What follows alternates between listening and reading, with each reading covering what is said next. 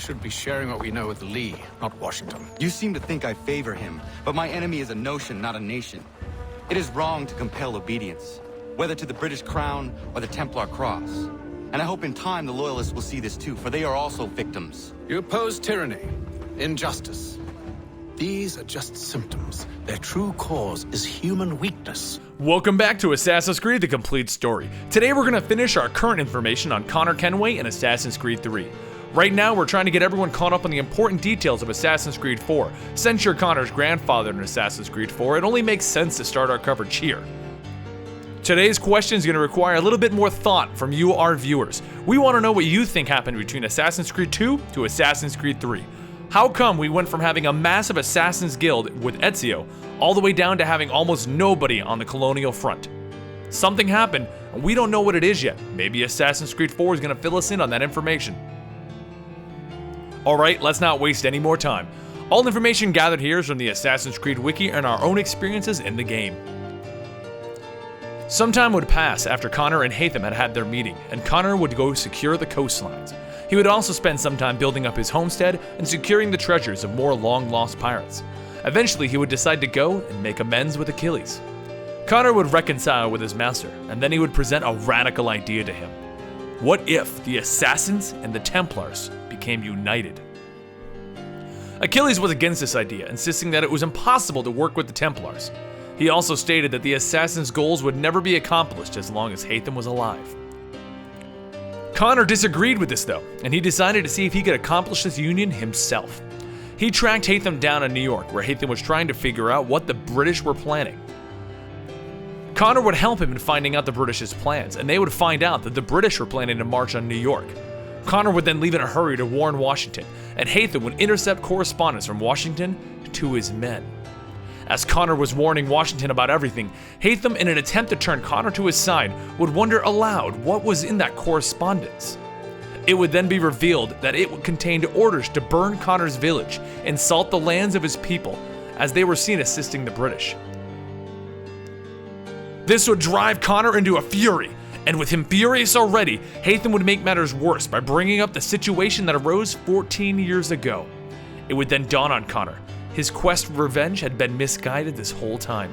It was Washington who had ordered the burning of his village, which would lead to the death of his mother all those years ago.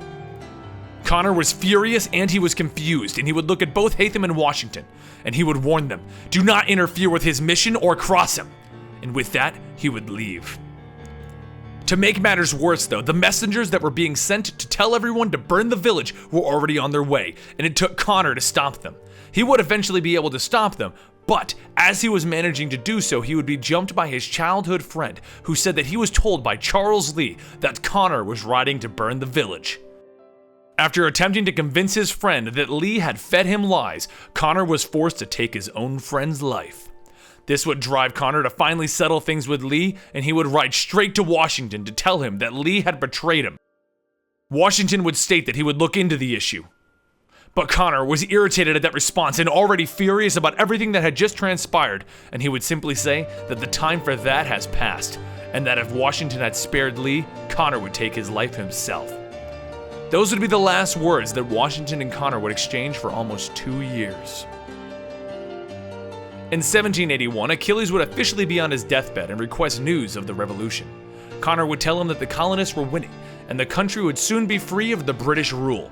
Pleased by this, Achilles would tell Connor that it was vital for Haythem and Lee to die, despite Connor's belief that there could be unity. These were the final words that the two men would share after going through so much together. And with that, Connor would go on another mission.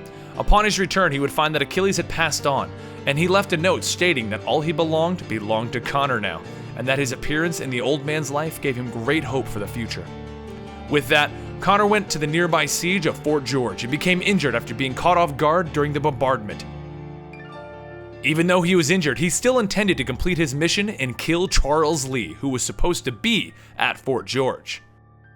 Haythem foresaw that this is where Connor would attempt to kill Charles Lee, so he sent Charles Lee onward and was trying to stop Connor. Haythem and Connor would finally have their fight, each struggling to get the upper hand. But we all know how this ends, and Connor stabs his father in the throat. His final words were that of a proud father. He states that in a way he was proud of Connor, and that he should have killed him long before this. Connor then took Haythem's journal and learned about his father's life, the tragic childhood, the lifetime of betrayal, and the sadness of never knowing his son. But we'll all know this when we cover Haythem in our next video series. He also learned from the journal that it was in fact Haythem who saved him when Connor was on the noose. The rope did not properly sever, and it took Haythem's knife to cut it.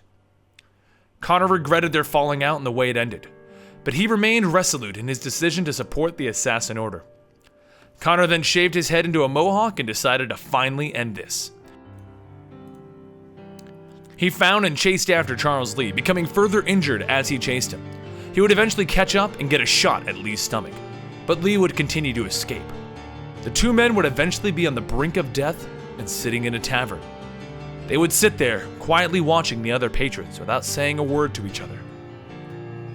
As time would go on, Charles Lee would eventually give a simple nod to Connor, and with that, Connor would slit his throat.